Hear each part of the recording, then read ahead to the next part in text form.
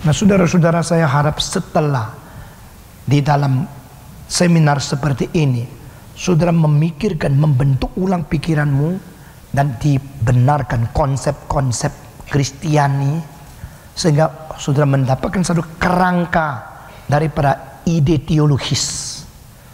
Lalu imanmu mulai berpangkal kepada prinsip total Alkitab. Dengar kalimat ini, the general principle in the Bible. Bukan ayat-ayat comotan. Ayat-ayat comotan itu dipergunakan oleh orang yang main-main Alkitab, yang manipulasi Alkitab, twisting the truth, yang memutarbalikkan kebenaran. Sini pakai, situ pakai, ayat ini, ayat itu, kelihatan wah Alkitab biasa sekali. Tetapi kalau yang betul-betul mengerti secara komprehensif, itu ayat-ayat disiksa dan diperkosa. Karena mereka memakai ayat-ayat itu untuk mempermainkan sesuatu yang sesuai dengan sesuatu prejudis dan sesuatu prekonsep, presupposisi atau praanggapan mereka. Saudara-saudara, di Galatia ada satu ayat mengatakan, Kristus tersalib sudah digambarkan secara hidup-hidup di depanmu. Mengapa engkau masih kembali kepada Taurat? Ayat itu akhirnya menjadi sesuatu kebiasaan menggambar salib begini. Ngerti? Lihat loh, lihat saya kalau kalian tidak tahu. Saudara mengerti apa maksudnya? Begini, lihat. Menggambar salib. Itu dari ayat itu. Ayat itu sama sekali tidak berarti kita mesti bikin satu salib di depan kita. Ayat itu mengatakan Paulus sudah menjelaskan makna salib secara hidup di hadapanmu. Tidak berarti bikin salib gambar hidup-hidup di sini. Tidak. Akhirnya menjadi begitu. Ada pemuda-pemudi yang waktu berdoa, laki-laki perempuan masuk satu kamar, tutup pintu, tutup lampu, gelap-gelap. Pendetanya marah, kenapa ini? Laki-laki perempuan masuk, lalu gelap-gelap di situ. Dia memakai Matius pasal 6. Jikalau engkau berdoa di dalam kamar gelap, maka Tuhan mendengarnya. Nah, saudara-saudara, memakai ayat tanpa mengerti makna dan tidak ada relevansi satu dengan lain, akibatnya ada tradisi-tradisi macam-macam yang tidak sesuai dengan Alkitab. Saudara-saudara, banyak hal yang kita melihat kalau sudah mulai menyimpang, menyeleweng dan tidak sesuai dengan kitab suci, itu pelan-pelan menjadi tradisi yang dijunjung tinggi. Lambat laun itu jubah menjadi sesuatu wibawa. Jubah hanya menjadi sesuatu simbol saja, menjadi sesuatu tahayul, dan menjadi satu simbol yang akibatnya menjadi substansi daripada agama. Akhirnya agama kehilangan bobot aslinya dan pengertian firman menjadi terlayang-layang dengan pengertian kepingan. Seminar kali ini khusus saya memberikan cara ceramah yang metodenya lain dengan seminar-seminar yang lain.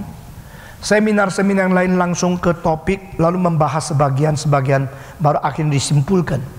Ini kali tidak. Ini kali langsung melihat status manusia yang berada di tengah-tengah Allah dan setan sebagai sesuatu status krusial, satu status yang sangat kritis, satu status yang sangat kritikal, satu status yang sangat bertanggung jawab dengan bahagia yang mengandung bahaya. Lalu hari kedua, status ini tidak begitu jadi langsung selesai, melainkan mengandung sesuatu potensi yang dinanti akan sesuatu konfirmasi. Di antara potensi dan konfirmasi itu ada kesempurnaan primitif, kesempurnaan ciptaan yang harus menuju kepada kesempurnaan yang dikonfirmasikan secara sesuatu terwujud, dan ini melalui proses. Maka kemarin kita tuju kepada proses di tengah-tengah potensi kepada konfirmasi. Nah, mengapa ini penting sekali? Karena antara titik permulaan yang disebut potensi dan titik akhir yang disebut konfirmasi atau konsumasi, ini teologi reform memberikan satu istilah consummation. Consummation as the ending point and the creation as the beginning point.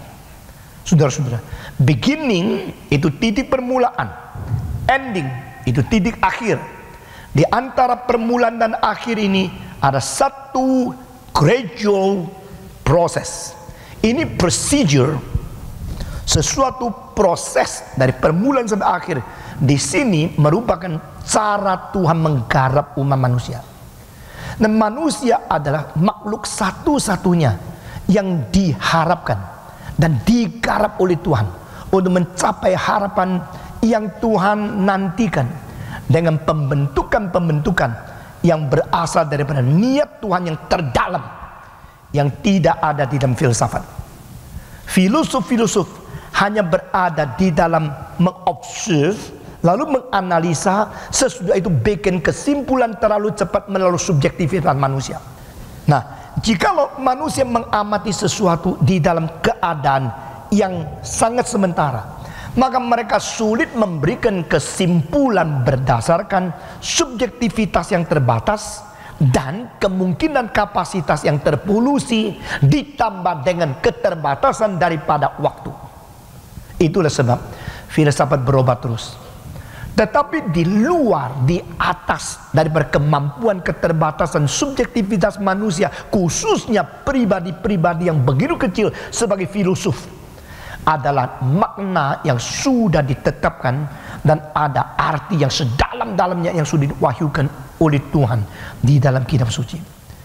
Itu sebab kalau kita menemukan sungguh-sungguh apakah makna Tuhan mencipta manusia, kita memegang teguh prinsip total itu, maka kita hidup di dunia menjadi seorang yang stabil sekali, tidak gampang digoncangkan oleh apa. Dan bukan saja demikian, kita mempunyai sesuatu jangkar yang sudah dikaitkan dengan rencana Allah yang kekal. Kita akan mempunyai kekuatan kemenangan di dalam proses ini. Nah, pada waktu saya bicara tentang proses, seorang hamba Tuhan mengatakan kepada saya, puji Tuhan, ini hal begitu penting. Tapi saya harap pasti mentong tekankan, semua orang menganggap diri diproses. Tanya mereka diproses oleh siapa? Diproses di mana? Nah, saudara-saudara, setiap minggu engkau ikut kebaktian itu di dalam proses. Tetapi kalau engkau diproses secara pengajaran yang salah, itu bahaya sekali. Saya mengetahui seorang main viol di Asia yang sudah begitu hebat, sampai di Amerika profesor biola mengatakan berhenti main 1 tahun, tidak boleh main 1 lagu. Kenapa? Karena posisi cara pegang viol itu salah. Dan engkau sudah 12 tahun main seperti begini, sekarang mau merubah posisi itu perlu koreksi 1 tahun. Wah, dia bilang sama saya, Pak Tong, susahnya sedikit saja sudah sama sekali dianggap salah. Akhirnya selama 1 tahun karena kebiasaan saya kembali lagi salah. 1 lagu tidak boleh saya main. Saya sampai begitu sedih, begitu susah. Dan dia mengatakan saya hampir ingin bunuh diri. 1 tahun ini apaan di sini? Hanya terus pegang ini posisi ini. Profesor mengatakan kalau kau tidak merubah, kau tidak mungkin maju lagi. Seumur hidup berhenti di taraf itu. Kalau kau sudah mencari posisi yang benar dan berubah, maka kau mau ketat di disiplin di sini, engkau besok majunya tidak habis-habis. Akhirnya tetap dia sulit merubah. Mengapa kita mengadakan speak seperti ini? Saudara-saudara, supaya kita boleh membawa kekristenan lebih utuh, lebih akurat, dan lebih benar sesuai dengan makna yang ditetapkan di dalam kitab suci. Proses. Saudara-saudara, Tuhan memproses kita. Tuhan mengizinkan ujian tiba kepada kita. Tuhan mengizinkan pencobaan datang kepada kita. Tapi izin yang pertama dan izin kedua ini berbeda. Karena yang pertama berasal daripada makna motivasi pembentukan Tuhan yang sekaligus seluruhnya berkebajikan. Allah tidak mempunyai niat yang jahat kepada kita. Saudara-saudara, Tuhan berkata, segala niatku bagimu itu baik adanya. Jikalau aku memberikan pukulan, hajaran, cambukan, memberikan hukuman, memberikan pengajaran kepadamu yang keras, itu semua semata-mata karena aku mencintai engkau dan membentuk engkau. Tapi saudara-saudara, pada saat tertentu di dalam peristiwa yang sama ada campur baur daripada suara lain untuk mengecewakan kita, untuk menjadikan kita benci kepada Tuhan. Itu diizinkan oleh Tuhan supaya kita boleh mengalah sekaligus mengalahkan dia. Itu namanya pencobaan dari iblis. Nah saudara-saudara, kemarin saya mengatakan malam ketiga akan kita kaitkan seluruh tema ini dengan Yesus Kristus sebagaimana menjadi manusia. Nah, selalu pengertian kebenaran harus dipuncakkan kepada kristologi, karena hadirnya Kristus di dalam sejarah merupakan puncak pengwahyuan Tuhan tentang segala rahasia hidup sebagai manusia. Kehadiran Kristus di dalam masyarakat manusia juga merupakan pengwahyuan yang paling puncak mengenai pengenalan manusia terhadap Allah. Dan hidup Yesus di dalam proses sebagai manusia 33 tahun setengah merupakan juga menjadi wahyu Tuhan yang tertinggi mengenai teladan hidup manusia seharusnya bagaimana. Itu sebab mereka yang menghadiri malam ini adalah orang yang sangat berbahagia, karena kita akan dipimpin Roh Kudus menuju kepada lihatlah anak domba Allah yang memikul segala beban dosa seluruh dunia. Kita membaca bersama-sama dari Yesaya pasal 52 akhir dan 53 dari ayat 10 sampai 12. Tuhan telah menunjukkan tangannya yang kudus di depan mata semua bangsa, maka segala ujung bumi melihat keselamatannya yang dari Allah kita. Menjauhlah, menjauhlah, keluarlah dari sana, janganlah engkau kena kepada yang najis. Keluarlah dari tengah-tengahnya, sucikanlah dirimu, hai orang-orang yang mengangkat perkakas rumah Tuhan. Di 12 kita membaca bersama-sama 12 sampai 15. Sungguh kami tidak akan buru-buru keluar dan tidak akan lari berjalan, sebab Tuhan akan berjalan di padamu dan Allah Israel akan menjadi penutup barisanmu. Sesungguhnya hambaku akan berhasil, ia akan ditinggikan, disanjung dan dimuliakan, seperti banyak orang akan ditergun melihat dia. Begitu buruk rupanya, bukan seperti manusia lagi, dan tampaknya bukan seperti anak manusia lagi. Demikianlah ia akan membuat tercengang banyak bangsa. Raja-raja akan mengatupkan mulutnya melihat dia, sebab apa yang tidak diceritakannya kepada mereka akan mereka lihat, dan apa yang tidak mereka dengar akan mereka pahami. 53. Siapakah yang percaya kepada berita yang kami dengar? Dan kepada siapakah tangan kekuasaan Tuhan dinyatakan? Sebagai taruk ia tumbuh di harapan Tuhan, sebagai tunas dari tanah kering. Ia tidak tampan dan semaraknya pun tidak ada sehingga kita memandang dia, dan rupa pun tidak sehingga kita menginginkannya. Ia dihina dan dihindari orang, seorang yang penuh kesengsaraan dan yang biasa menderita kesakitan. Ia sangat dihina sehingga orang menutup mukanya terhadap dia, dan bagi kita pun dia tidak masuk hitungan. Tetapi sesungguhnya penyakit kitalah yang ditanggungnya, dan kesengsaraan kita yang dipikulnya. Padahal kita mengira dia kena tulah, dipukul dan ditindas Allah, tetapi dia tertikam oleh karena pemberontakan kita. Dia diremukkan oleh karena kejahatan kita. Ganjaran yang mendatangkan keselamatan bagi kita ditimpakan kepadanya, dan oleh bilur-bilurnya kita menjadi sembuh. Kita sekalian sesat seperti domba, masing-masing kita mengambil jalannya sendiri, tetapi Tuhan telah menimpakan kepadanya kejahatan kita sekalian. Dia dianiaya, tetapi ia membiarkan diri ditindas, dan tidak membuka mulutnya, seperti anak domba yang dibawa ke pembantaian. seperti induk domba yang keluh di depan orang-orang yang menggunting bulunya. Ia tidak membuka mulutnya. Sesudah penahanan dan penghukuman, ia terambil. Dan tentang nasibnya siapakah yang memikirkannya? Sungguh ia terputus dari negeri orang-orang hidup, dan karena pemberontakan umatku ia kena tulah. Orang-orang menempatkan kuburnya di antara orang-orang fasik, dan dalam matinya ia ada di antara penjahat-penjahat. Sekalipun ia tidak berbuat kekerasan dan tipu tidak ada dalam mulutnya, tetapi Tuhan berkehendak meremukkan dia dengan kesakitan. Apabila ia menyerahkan dirinya sebagai korban penebus salah, ia akan melihat keturunannya, umurnya akan lanjut, dan kehendak Tuhan akan terlaksana olehnya. Sampai di sini, saudara-saudara, Allah Bapa berkehendak meremukkan dia, menimpakan segala dosa kita kepada dia.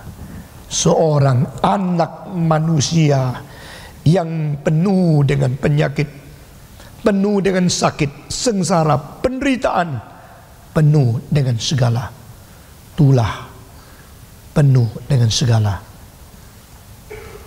kepahitan. Kita membaca Matius 4 sekali lagi. Matius 4. Kalau orang membaca Yesaya cuma mau ambil satu ayat, karena bilurnya sakit kita disembuhkan, lalu membesarkan kesembuhan yang diperlukan. Tapi Yesaya mengatakan, siapa memikirkan akibat daripada kesengsaraan itu? Matius 4. Maka Yesus dibawa oleh Roh ke padang gurun untuk dicobai iblis. Dan setelah berpuasa 40 hari dan 40 malam, akhirnya laparlah Yesus. Lalu datanglah si pencoba itu dan berkata kepadanya, jika engkau anak Allah, perintahkanlah supaya batu-batu ini menjadi roti.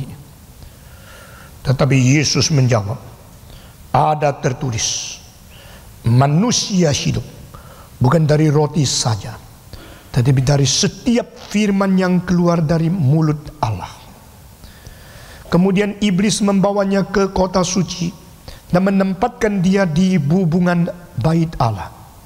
Lalu berkata kepadanya, jika engkau anak Allah, jatuhkanlah dirimu ke bawah, sebab ada tertulis mengenai engkau, ia akan memerintahkan malaikat-malaikatnya, dan mereka akan menatang engkau di atas tangannya, supaya kakimu jangan terantuk kepada batu.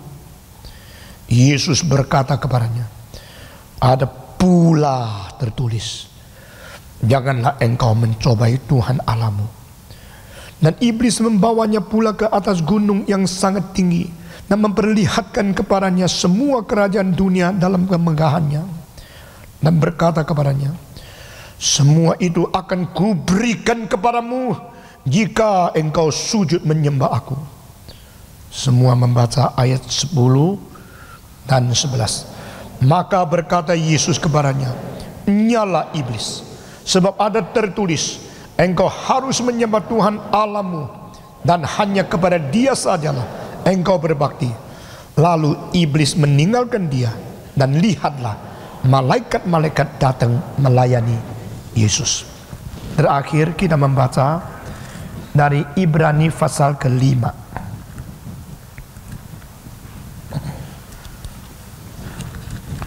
Ibrani pasal ke-5. Saya membaca 7 dan 8. Saudara-saudara membaca 9 dan 10. Ibrani pasal 5. Saya membaca 7 dan 8. Saudara membaca 9 dan 10.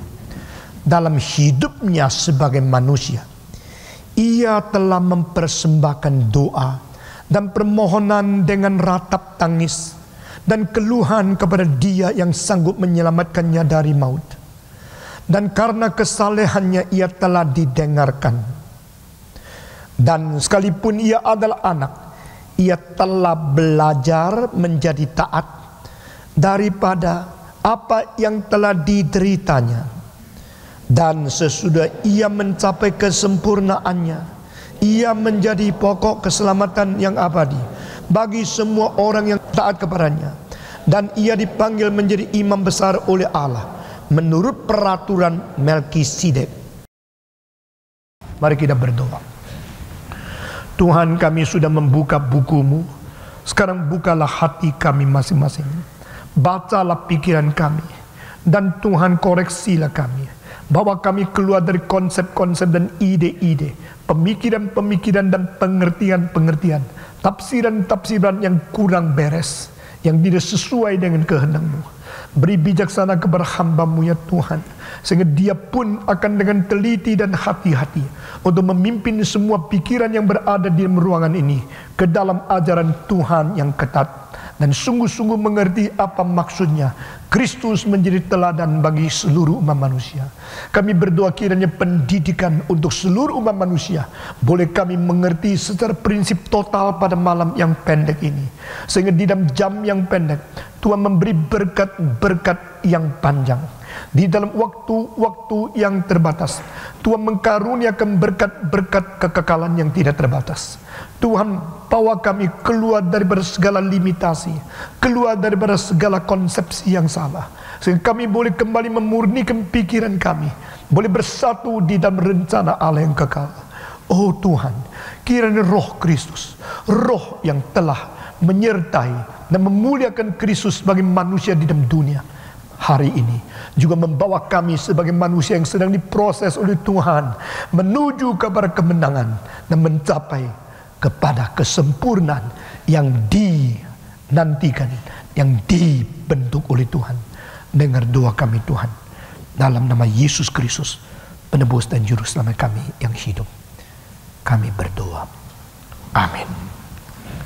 Saudara-saudara, jikalau kita membayangkan apa yang dilukiskan oleh Yesaya adalah seorang anak manusia yang belum pernah di dalam sejarah orang lain mempunyai pengalaman lebih pahit daripada dia.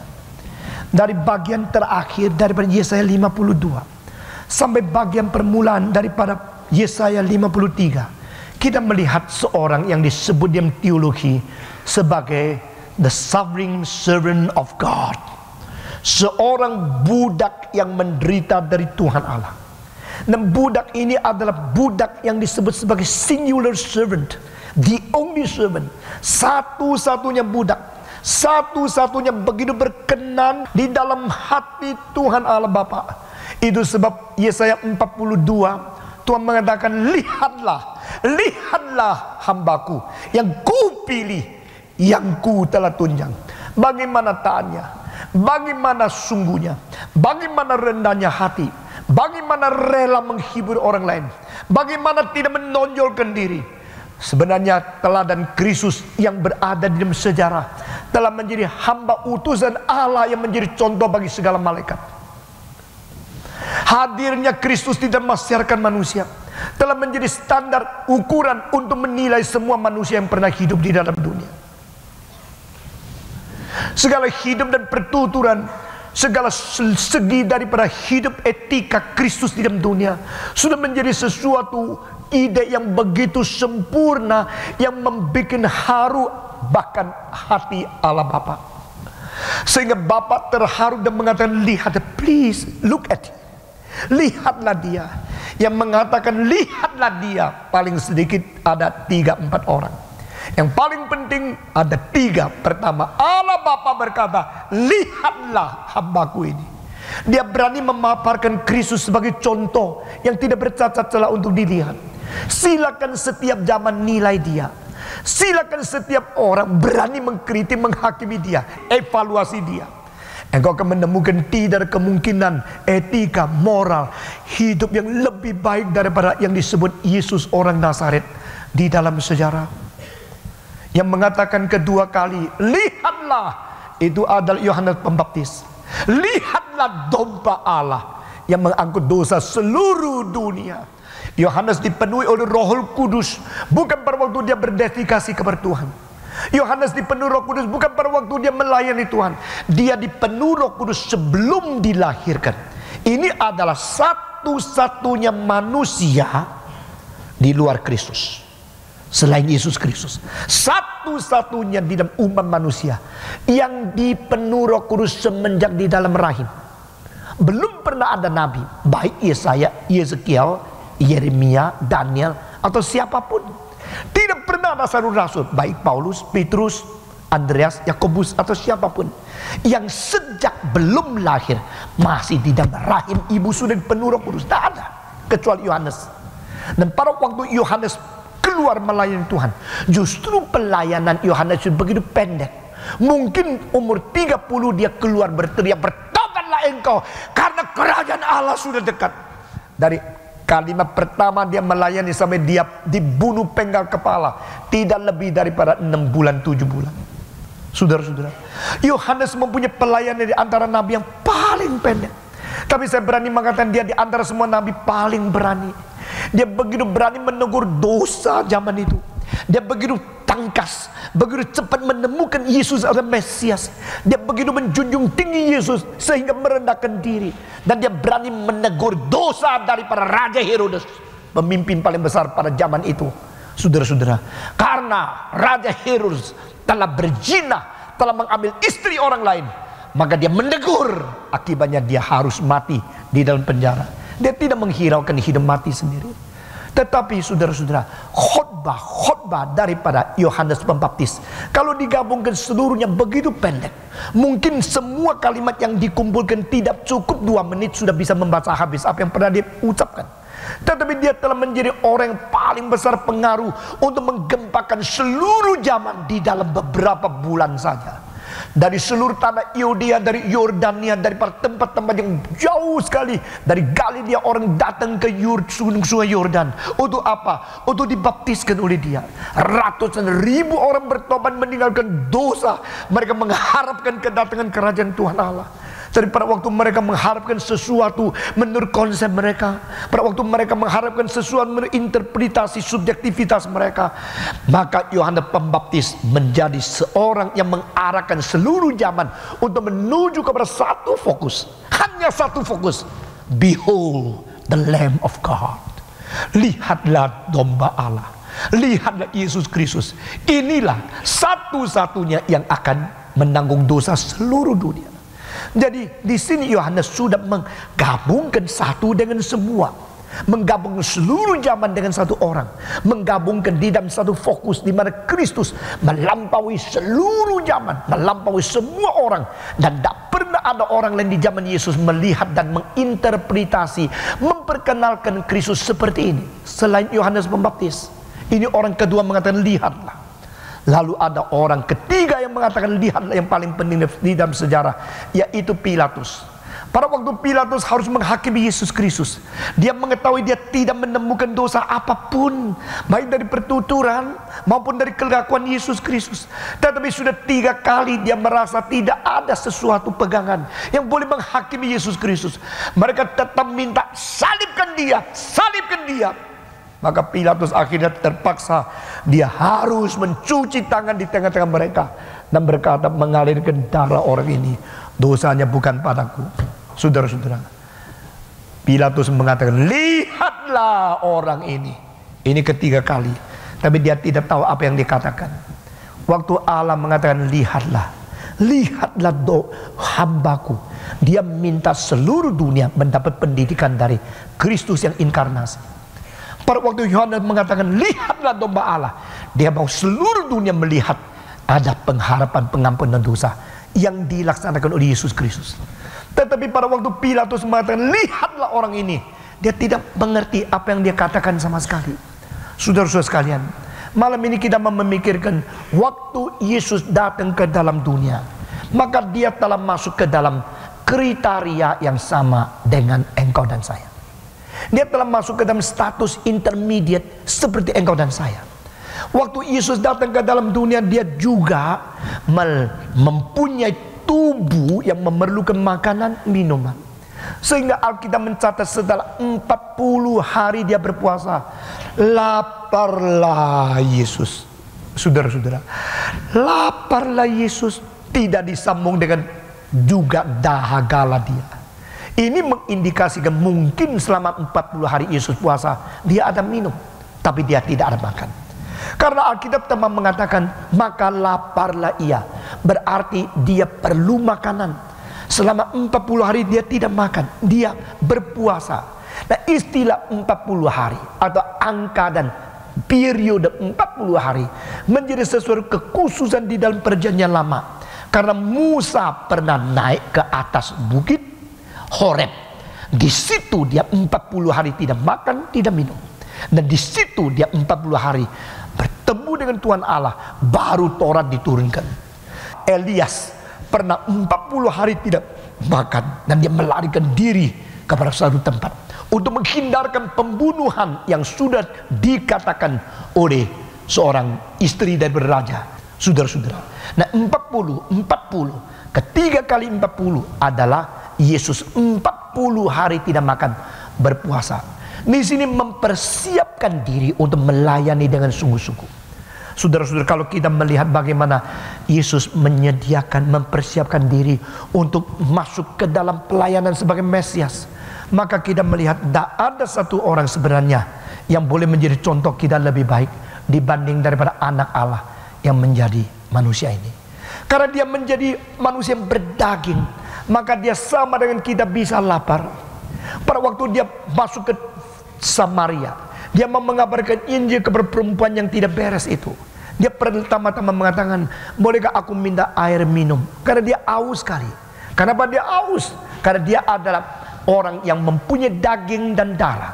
Dia adalah manusia yang berdaging seperti engkau dan saya. Jadi Yesus memerlukan makan, Yesus memerlukan minum, Yesus memerlukan mengasuh, Yesus memerlukan istirahat, Yesus memerlukan hal-hal yang indikasi dengan jelas dia memiliki tubuh seperti engkau dan saya. Ibrani pasal 2 ayat 14 dikatakan, kalau saudara-saudara mempunyai daging dan darah, maka Yesus juga datang sengaja bersalut dengan daging dan darah. Dia mau sama dengan kita. Dia masuk ke dalam wilayah ini. Nah, saudara-saudara, status yang berada yang dibicarakan hari pertama berlaku pada Kristus tidak? Berlaku. Engkau berada di tengah-tengah Allah dan setan. Yesus berada di dunia. Dia juga berada di status di tengah-tengah Allah dan setan. Engkau mengalami pencobaan oleh iblis, Yesus juga sama mengalami pencobaan dari iblis. Yesus Kristus seperti Adam. Bedanya Adam berada di taman yang indah, Yesus berada di taman Getsemani yang begitu menyedihkan. Adam berada di tempat sebelum dunia dan umat manusia berdosa.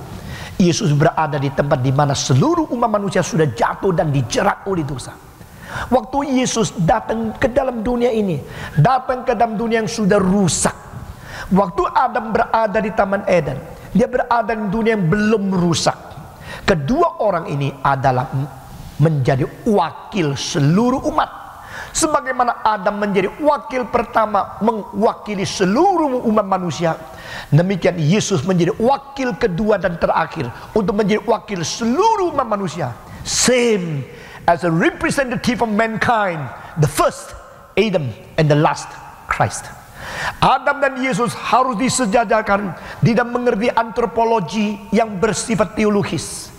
Sebagaimana seluruh wahyu Alkitab akan memberikan kepada kita pengertian tentang dua eksistensi yang hanya diakui, dua saja, hanya dua yang diakui oleh Allah. Satu adalah en Adam, kedua en Kristus. Istilah en di dalam bahasa Yunani in Adam and in Christ.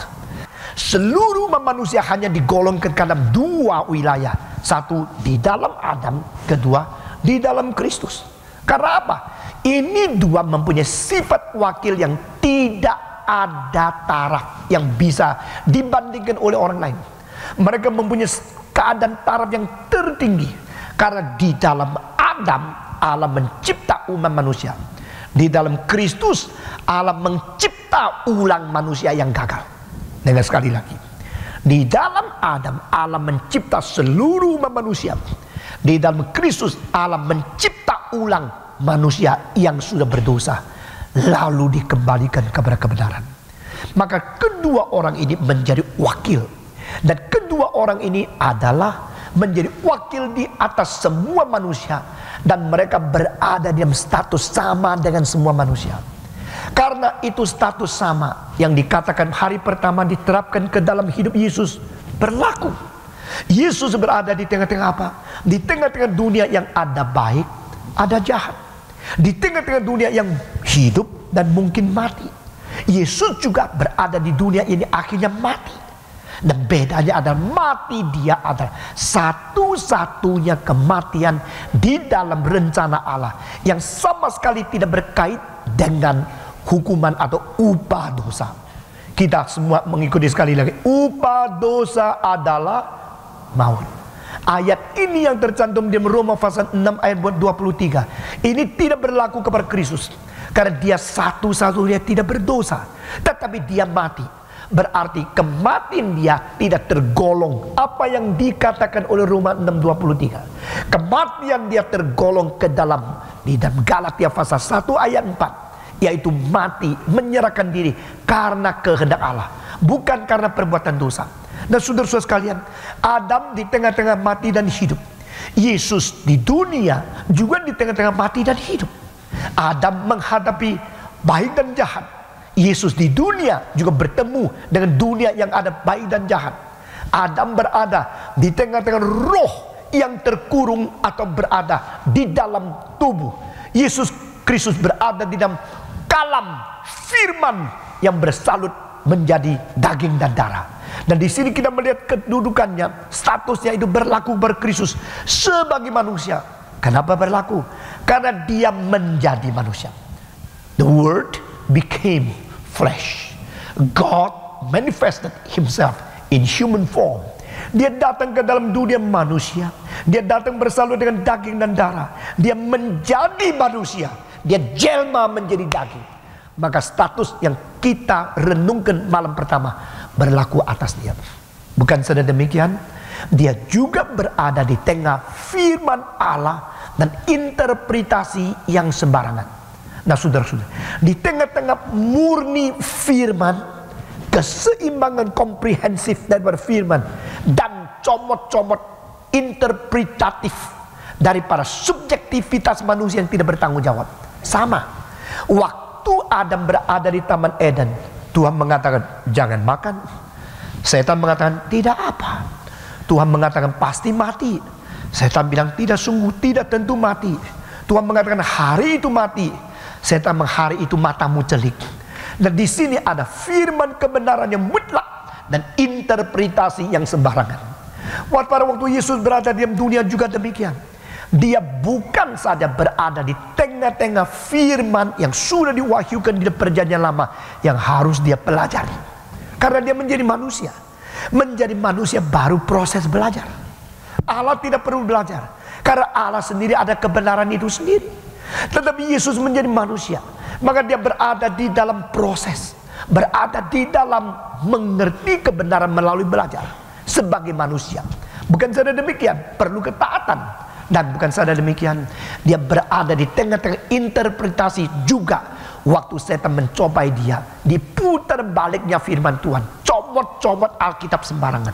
Ini semua sama, Adam, Kristus, Adam, Kristus.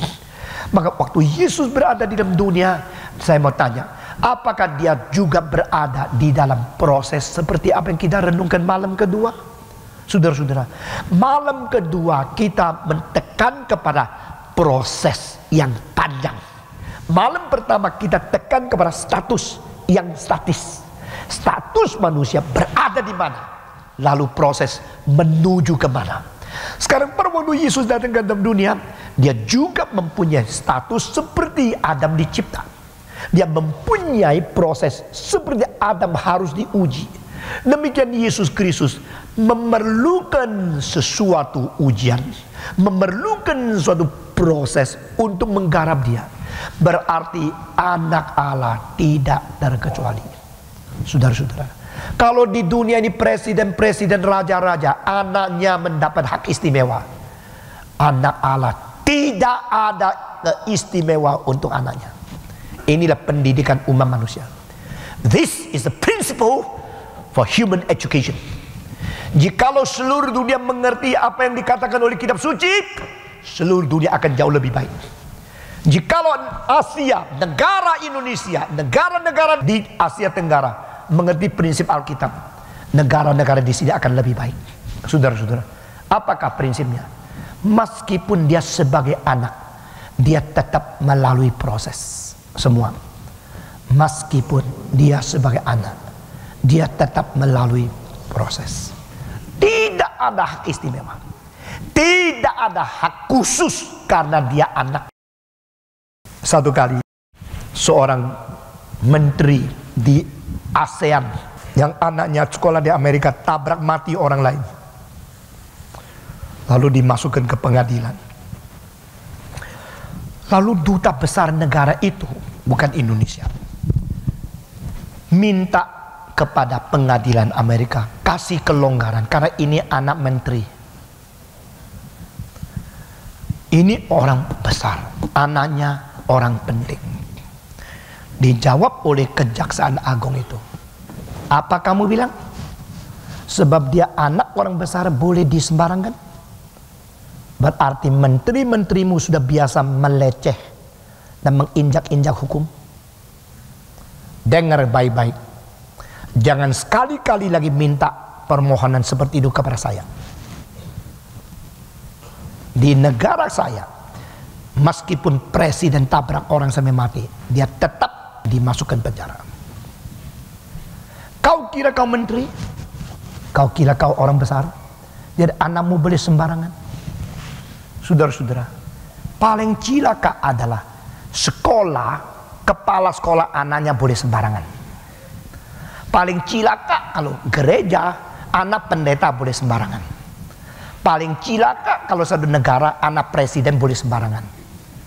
Jadi peraturan untuk orang lain, bukan untuk keluarganya. Mari kita mendapat pendidikan daripada Alkitab. Tuhan Allah mengatakan, anakku sekalipun menjadi anak, dia tetap diproses. Kalau Yesus menjadi manusia tetap diproses, siapakah engkau yang boleh menghindarkan diri dari proses? Satu hari saya menemukan kenapa anak saya tidak ikut kebaktian. Lalu saya tanya, dia bilang, Pak, saya ikut kok. Tapi saya dibawa, bukan di atas granada, dibawa bantu mereka sambil mendengarkan khotbah. Waktu itu belum ada TV di bawah. Saya mengetahui pasti tidak jelas. Saya menghukum dia dan mengatakan, you sudah umur 18 boleh mengemudi mobil 2 minggu lagi. Saya tunda 3 bulan. Loh, dia sudah tunggu lama kepingin bawa mobil. Karena salah satu kali saya tunda 3 bulan. Dia tidak bisa jawab, dia tidak bisa debat. Dia terima. Tetapi 3 bulan itu panjang sekali buat dia. Anak yang kepingin coba bawa mobil bagaimana. Waktu dia umur 17, no. Menurut pemerintah Indonesia umur 18, you tunggu 18. Karena you ingin sekali mengapa mobil, sudah waktunya. Tapi you melanggar satu kali, you tunggu 3 bulan. Satu kali lagi anak saya jalan-jalan di dalam kebaktian. Saya langsung sebut namanya di hadapan lebih 1000 orang. Dia kaget melihat. Dia tahu, meskipun anak Stephen Tong, tidak ada istimewanya. Tidak ada terkecuali. Itu pendidikan. Dan kita mengetahui semua prinsip ini dari mana? Dari Allah mengirim anaknya ke dunia. Dan dia menjadi manusia. Maka dia berstatus manusia. Yesus menjadi manusia. Dia mempunyai proses manusia. Yesus menjadi manusia. Dia memiliki ujian pencobaan sebagai manusia. Waktu saya melihat Pangeran William yang baru umur 15 dan adiknya Harry berjalan terus-menerus di belakang peti ibunya yang meninggal, dan sikapnya, kepalanya, dan tidak mengalirkan air mata, sudah dilatih ketat di dalam keluarga. Karena dia mau dilatih baik-baik. Karena dia mengetahui dia bukan orang biasa. Anaknya boleh menangis, Bapa, engkau mati, Bapa. Tapi dia tahu miliaran orang melihat. Dia mempunyai disiplin sebagai anak, dilatih Dan saya betul-betul salut. Saya tidak bisa bayangkan kalau istri saya mati, lalu anak-anak dia akan teriak bagaimana. Tetapi William dan Harry sudah dilatih. Bagaimana dengan Kristus di dalam dunia? Mari kita orang Kristen melihat setiap kerajaan ada peraturannya. Kerajaan Allah mempunyai peraturan Allah.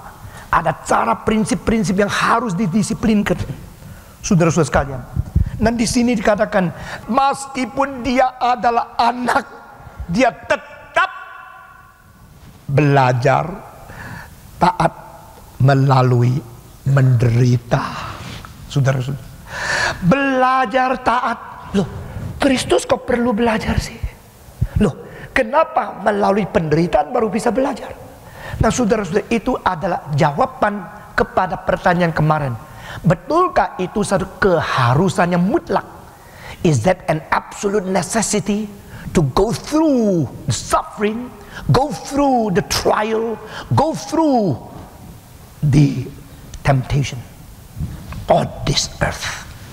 Jawaban adalah definitely, absolutely, the absolute necessity of the process to be trial and to be tempted.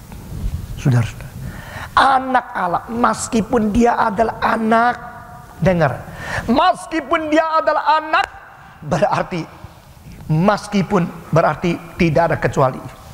Tidak ada kecuali. Jangan kira papaku siapa. Tahu enggak papa saya siapa? Saya tidak peduli papamu siapa. Seorang komandan di Manado, anaknya dihukum sama gurunya. Wah, papanya marah, datang kepada sekolah mengatakan, tahu tidak saya komandan? Kepala sekolah yang masih kecil-kecil, perempuan, agak tua, dia mengatakan, komandan apa? Tidak tahu saya komandan. Di kantormu kau komandan, di sini saya komandan. Kepala sekolah itu menjawab, dia mengetahui peraturan, dia mengetahui ini cara mendidik. Saudara-saudara, raja pun harus mendidik anak, dan kadang-kadang lebih ketat dari orang biasa mendidik anak. Nggak bisa kira, oh saya bos, sembarangan. Sebab papanya bos, anaknya nggak usah masuk kantor, nggak karu-karuan. Nggak bisa. Jikalau kekristenan tidak mempelajar bagaimana mendisiplin kita sendiri untuk menjadi contoh bagi orang lain, kita sulit mengerti bagaimana kita bertumbuh di proses.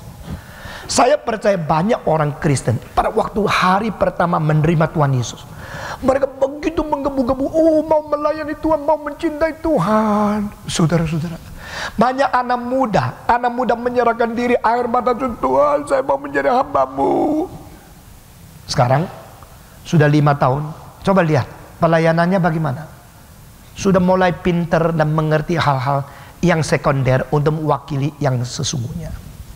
Saudara-saudara, saya mau tanya anak-anak yang sekolah di sekolah teologi, kalau engkau sudah mulai hanya pergi kepada kebaktian-kebaktian yang diberi honor dan diberikan uang untuk transport, tetapi yang mengabar Injil di pinggir jalan sudah tidak pernah dilakukan, berarti engkau sekarang sudah menjadi hamba uang, tidak lagi hamba Tuhan. Perhatikan, termasuk murid-murid saya, dengar baik-baik. Jikalau engkau sekarang sudah merasa pelayanan itu harus diberikan imbalan yang baik, jadi orang yang kasih amplop besar, engkau suka khotbah di situ, yang kecil ya sudah ada waktu, engkau sudah mulai berubah kualitas. Jangan melarikan diri dari teguran-teguran seperti ini. Sampai hari ini, kalau saya berada di Hong Kong, berada di Taiwan, di Manila, kalau saya naik taksi, saya masih mengabar Injil kepada supir-supir. Ada kesempatan saya bicara tentang Yesus Kristus, karena itu adalah kewajiban seluruh hidupku. Bukan karena saya sudah mendapatkan yang banyak atau tidak banyak. Orang kalau memberi banyak kepada saya, itu soal dia sama Tuhan. Tidak memberi soal dia sama Tuhan. Saya setia tidak setia mengabarkan Injil, itu soal saya kepada Tuhan. Pelayanan bukan karena yang terima saya baik, wah meriah besar saya senang. Yang tidak, saya tidak pergi. Yang ada uang saya melayani, tidak uang tidak layani. Tidak. Karena itu sudah dilatih dari permulaan sampai sekarang. Hati tetap murni untuk Tuhan. Saudara-saudara, Yesus sebagai anak dia tidak terkecuali. Sebagai anak, dia tidak ambil hak istimewa. I am the son. Why you? Tidak. Saudara-saudara, ini pendidikan untuk seluruh umat manusia. The man. Dan Yesus lebih suka menyebut diri sebagai anak manusia. Dia tidak sering menyebut sebagai anak Allah. Kalau dia mempunyai dua titel, satu the son of man, satu lagi the son of God, lebih suka dia print, dia punya titel di atas name card yang mana. Saudara-saudara, kalau kau mempunyai ijazah, pertama itu cuma SMA, kedua PhD, kamu lebih suka print yang mana? Jujur aja dong. Stephen Tong lulusan SMA begitu, atau kindergarten? Enggak dong. Kau kasih itu yang paling tinggi, bukan? Itu umum. Karena kita anak manusia yang jatuh ke atas. Nah, ngerti sudah? Malam pertama saya sudah kata, jatuhnya mau ke atas. Suka mau menjadi tinggi, akhirnya drop. Mau menjadi nonjol, merebut kemuliaan, akhirnya dilempar. Kita sudah biasa jatuh ke atas. Yesus tidak. Yesus waktu menyebut diri, the son of man, son of man, son of man, anak manusia, anak manusia. Dia lebih suka menyatakan diri sebagai identik, mempersamakan diri dengan manusia yang dia layani. Seperti Mother Teresa lebih suka berada di tempat orang miskin. Saudara-saudara, Yesus di dunia begini. Waktu Yesus di dunia, dia tidak menjadi seorang membosi orang lain, lalu dia mau orang melayani dia. Anak manusia datang melayani, bukan dilayani. Dia tidak pernah suka menyebut sering aku anak Allah. Dia lebih suka mengatakan aku anak manusia. Lalu orang-orang liberal mengatakan Yesus tak pernah menyebut diri anak Allah, maka dia bukan anak Allah. Itu kurang ajar double, saudara-saudara. Dia anak Allah menjadi manusia, lebih suka menyebut diri anak manusia. Kok kamu bilang dia bukan sebut anak, dia tidak menyebut diri anak Allah, maka dia bukan anak Allah. Saya langsung mencari satu ayat, Yesus menyebut dia anak Allah. Bahkan orang liberal itu sudah dibutakan oleh kakunya pikiran mereka. Karena mereka tidak percaya Allah, tidak percaya Yesus anak Allah. Maka mereka menemukan, langsung dapat kesempatan menyerang Yesus. Lalu mereka mengatakan, akulah murid Yesus. Murid apa? Murid etika yang baik, tapi bukan percaya dia sebagai Allah. Orang itu tidak seharusnya berdiri atas mimbar. Di manakah Yesus menyebut dia anak Allah? Saudara-saudara, dia mengatakan, waktu akan tiba, sekarang juga orang mati mendengar suara anak Allah, mendengar suara anak Allah, maka mereka bangkitlah. Dan di situ dia menyebut diri sebagai anak Allah. Di dalam Yohanes pasal 5. Saudara-saudara, Yesus anak Allah, tapi dia lebih suka menyebut diri sebagai anak manusia. Apa sebab? Karena dia merasa diri itu begitu identik, begitu menyatu, sepenanggung jawab, seperasaan, sedaging darah, setara dengan manusia. Puji Tuhan. Dan dia dicobai. Biasanya kita mengerti, oh Yesus dicobai 3 kali oleh setan. 1 kali, yaitu waktu dia lapar. 1 kali dibawa tempat tinggi, suruh loncat. 1 kali lagi Yesus dicobai, suruh mendapatkan segala sesuatu. Tidak, bukan hanya 3 kali. Di dalam Ibrani pasal ke-4 mengatakan, dia dicobai di dalam segala hal. Saya percaya Yesus pun dicobai, baik di dalam keuangan, di dalam seks, di dalam segala sesuatu dicobai. Tetapi Alkitab mencatat, karena di dalam segala hal, berarti sebagai manusia yang berstatus di tengah-tengah roh dan tubuh Allah dan setan, langit dan bumi, dunia kelihatan dan tidak kelihatan, baik dan jahat, segala hal, segala berarti segala, dia dicobai, tetapi dia tidak berdosa. Nah saudara-saudara, sekarang kita menyangkut satu tema yang peka sekali dalam teologi. Mungkinkah Yesus selama hidup sebagai manusia jatuh ke dalam dosa? Mungkin tidak. Yesus kalau tidak mungkin jatuh ke dalam dosa, bukankah berarti seluruh proses pencobaan itu hanya sandiwara yang palsu? Karena dia tidak mungkin jatuh ke dalam dosa kok. Jadi dia cuma main-main, setan datang pergi. Nah, karena tidak mungkin jatuh dalam dosa. Atau mungkin Yesus jatuh dalam dosa, akhirnya dia menang. Dan di dalam hal ini kita sulit membayangkan kalau Yesus mungkin dan akhirnya sungguh-sungguh jatuh, itu jadi apa? Berarti keselamatan Allah dah jadi kan? Berarti dia kalau sudah jatuh, mana tidak ada orang bisa ditebus oleh dia kan? Tidak ada orang berdosa yang mempunyai pengharapan diselamatkan lagi. Jikalau Yesus mungkin jatuh dalam dosa, siapa yang bisa bayangkan resikonya, akibatnya, fatalnya daripada rencana Allah. Tetapi jikalau Yesus tidak mungkin jatuh dalam dosa, apa artinya dicobai? Itu hanya main sandiwara saja. Saudara-saudara, seperti di sini ada satu kaca yang besar. Lalu di situ ada orang kasih saya makan. Saya gini tidak bisa makan, ada kaca kok. Ya, dia kelihatan sudah menang, nanti kodai, tak jadi makan. Orang ada kaca bagaimana makan? Apakah Tuhan main sandiwara di dalam Yesus untuk menjadi pendidikan umat manusia? Tidak. Saudara-saudara, maka jawaban pertanyaan ini saya memberikan dua kalimat. Pertama, ontologically no possibility to commit sin. Kalimat kedua, logically possible to commit sin. Secara logika kita memikirkan Yesus ada kemungkinan berbuat dosa. Secara ontologis Yesus tidak berbuat dosa, dan itu tidak mungkin. Karena sudah lewat, dan karena ini adalah dalam kekekalan rencana Allah, sehingga akhirnya Yesus sudah sungguh-sungguh mengalahkan pencobaan. Sehingga karena kemenangan yang sudah sungguh pasti dan lewat, kita mengatakan tidak ada mungkin. Karena apa? Buktinya tidak kok. Yesus tidak pernah berbuat dosa kok.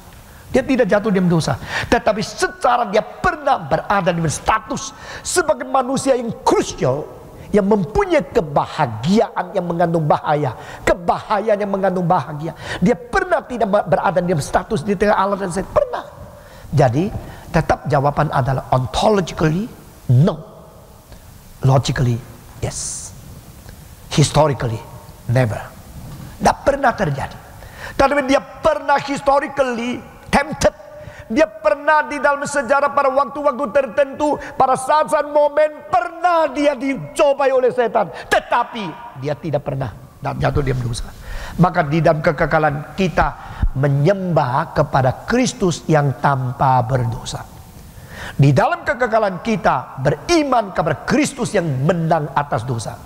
Di dalam sejarah dia pernah menjadi manusia yang sungguh-sungguh pernah dicobai oleh setan supaya dia berbuat dosa. Saudara-saudara, sekarang kita menguraikan dua hal. Pertama, kesengsaraan-kesengsaraan yang diterima oleh Kristus. Dan kedua, pencobaan-pencobaan yang dikalahkan oleh Yesus Kristus. Semua kesengsaraan dari Allah diterimanya dengan tulus hati. Semua pencobaan dari iblis ditolaknya dengan sama sekali mutlak tidak mau taat. Nah saudara-saudara, inilah Kristus. Kristus mempunyai dua kutub, two pole. Kedua kutub ini adalah kutub yang begitu radikal satu dengan lain.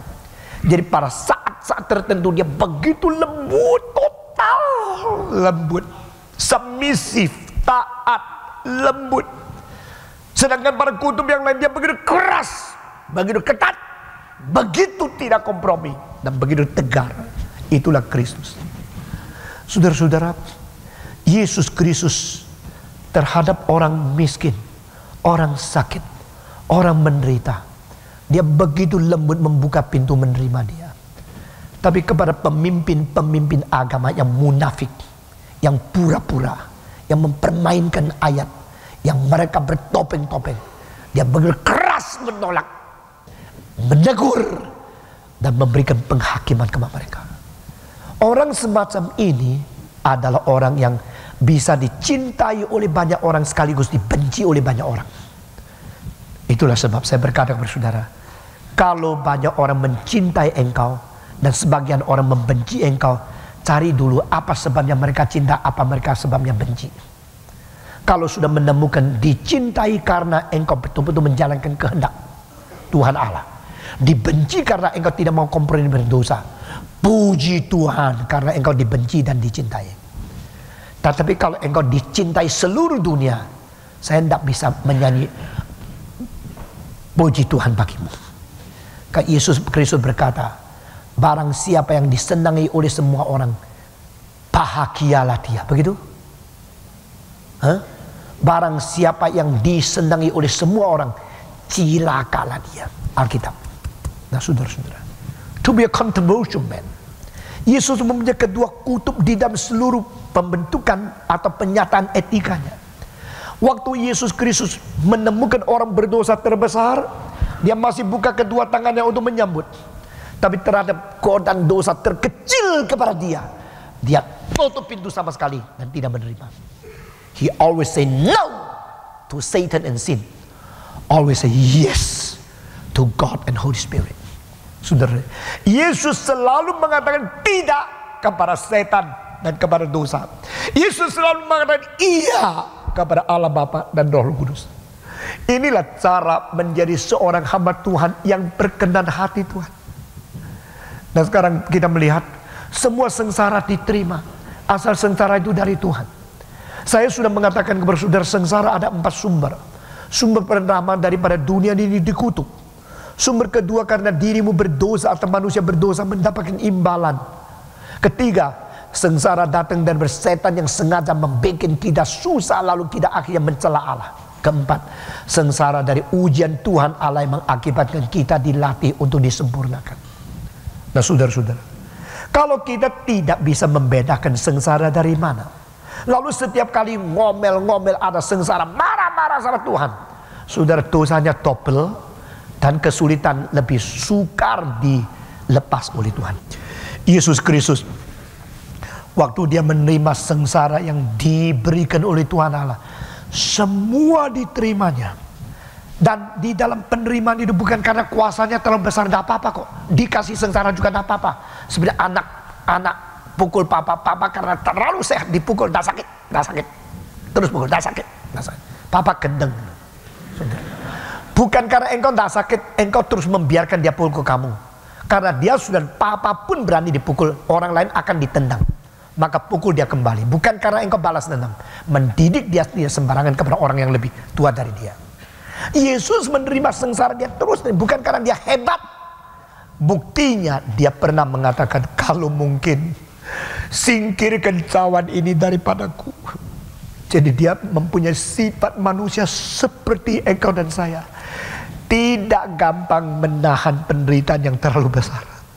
Saudara-saudara, saya harap setelah seminar 3 malam ini engkau mendapatkan sesuatu kekuatan, pengertian, kesadaran sebagai umat manusia yang menuju kepada kesempurnaan yang dikonfirmasikan. Engkau tabah dan engkau tidak gampang digoncangkan oleh setan lagi. Siapa di antara kita yang menerima sengsara lebih dari Kristus? Tidak. Siapa yang pernah mempunyai kesedihan melampaui kesedihan dialami oleh Tuhan Yesus? Tidak ada. Siapa pernah dibenci, diejek, dihina, dibuang dan disalah mengerti lebih dari Yesus Kristus? Tidak ada. Saudara-saudara, selama 2000 tahun sampai sekarang, semenjak inkarnasi sampai abad ke-20, salah ngerti manusia tetap tidak mau dirubah. Fitnahan manusia terhadap dia tetap ada. Yesus tetap tahan. Yesus disalah mengerti sudah 2000 tahun dan dia tidak mengeluh. Dia hanya menunggu waktunya, di mana yang dipilih akan disadarkan, yang tidak pilih akan menerima hukuman yang sepandan adanya. Saudara-saudara, Yesus berkata, jikalau mungkinnya Bapa, singkirkan cawan ini daripadaku. Berarti dia betul-betul adalah manusia yang pernah mengalami kesulitan yang besar, dan kalau mungkin sebagai sifat manusia, kalau boleh tidak usah menerima itu. Ini adalah kenormalan sifat manusia yang berada di status yang crucial, yang critical, yang double expected, dan ada di dalam 2 categories combined together in the intermediate status. Saudara-saudara, kalau ada orang yang sedang mengatakan, aduh saya susah, lu kenapa sih jadi orang dia begitu susah, buat apa sih? Aduh Tuhan, di mana kamu, matamu ada enggak? Ngomong-ngomong kalimat begini, dia tidak mengerti ada rencana agung, anggun, besar. I still obey him. Meskipun aku harus dibunuh, aku tidak sadar, aku tidak tahu, aku tidak insya. Mengapa engkau membuat saya begitu sulit, memperbolehkan saya mempunyai penderitaan tapi darimu, maka aku tidak berbicara. Jikalau itu penderitaan dari Allah, biarlah mulutku bungkam. Di dalam Mazmur, jikalau engkau hal ini dari Allah, biar aku tidak berbicara dan tutup mulut. I submit, I obey. Saudara-saudara, diam-diam taat dan mau digarap oleh Tuhan secara tidak berontak dan tidak melawan. Engkau akan melihat segera engkau menjadi orang yang begitu indah, begitu mahir, dan begitu sempurna yang di luar dugaanmu. Saudara-saudara, kalau engkau bicara sama anak muda, di dalam 10 menit langsung tahu orang ini pernah mengalami kesulitan berapa banyak. Dari cara ngomongnya, sombongnya, dari perbantahannya, dari istilah yang dipakainya yang mungkin sulit diterima. Tapi engkau melihat pemuda-pemudi itu yang sudah pernah dilatih oleh Tuhan mengalami ujian. Dia menjawab, dia mengerti, dia pilih istilah, sikap dia langsung tahu. Ini sedang diproses dengan beres. Saudara-saudara, saya bukan lagi anak muda. Saya mengetahui. Kalau saya bicara sama satu orang tidak sampai 10, saya sudah tahu kerohanian sampai di mana. Kira-kira dia sudah diselamatkan belum? Dia sudah pernah diuji belum? Dia sudah mahir diam? Dia sampai di mana ke tahap penyempurnaan, tahu kok? Kita dilatih oleh Tuhan begitu ketat. Saya umur 3 sudah tidak ada apa-apa. Saya umur 15 sudah tidak pernah minta 1 rupiah dari keluarga. Saya mempunyai angan-angan cita-cita besar, tapi semua tidak Tuhan berikan kepada saya. Namun saya bisa mencapainya sesuatu tidak seperti orang lain, harus ke luar negeri, harus belajar, harus pakai uang begitu banyak. Saya berani mengatakan salah satu orang mempunyai pengetahuan yang paling banyak tetapi memakai uang paling sedikit, saya. Mempunyai waktu yang paling sedikit, memanfaatkan sebesar mungkin. Itu berkat Tuhan, bukan karena pinternya saya. Saudara-saudara, pada waktu Yesus berada di dalam dunia, dia mengetahui bagaimana menangani ini. Alkitab mengatakan He's a son of sorrows, son of griefs. Dia adalah anak manusia yang penuh dengan penderitaan dan kesengsaraan. Puji Tuhan. Dan dia mengerti, dia dilatih, diuji meskipun dia adalah anak. Even though He's the Son of God, the only begotten Son of God, He went through all sufferings according to the guidance and the will of God. Saya tidak mengatakan kalau saudara naik first class atau itu tidak apa-apa. Kalau bisa nikmat tidak apa-apa. Cuma saya yang sudah dilatih dari kecil rasa tidak enak. Kalau saya beli barang yang mahal, saya berani. Asal besok lebih mahal lagi, tidak apa-apa. Itu penilaian saya. Kalau beli barang mahal besok jadi habis, waduh sayang. Kalau makannya mahal, yuk undang saya makan di restoran yang paling baik. Saya tidak terima kasih. Saya cuma sayang ya, ini kalau jadi buku berapa banyak ini. Pikirannya ke situ. Jadi jangan undang saya ke restoran yang bagus-bagus. Makan rawon, itu bagus. Kalau saya beli mobil yang tidak terlalu mahal tapi tidak bisa turun harga, itu saya mau. Nah itu caranya, itu cari yang second hand. Tapi yang baik-baik, yang jarang bikin betul tapi bisa menikmati. Nah saudara-saudara, itu penilaian dan evaluasi di dalam hati saya sudah dilatih begitu. Waktu Yesus berada di dunia, semua penderitaan yang asal dari Tuhan dia terima, dia tidak tolak. Dan terakhir adalah satu kalimat puncak menjadi ayat kunci. Saudara, di dalam bahasa Alkitab terus mencari master key-nya di mana ya. Kalau you mendapatkan master key, you kemana-mana gampang. Kalau tidak terus bikin kunci, nanti bawanya 50 kilo kuncinya. Kalau ada satu master key, nah every door you can go in. Tapi jangan sembarang masuk rumah orang lain. Maksudnya master key to open the treasure of the spirituality.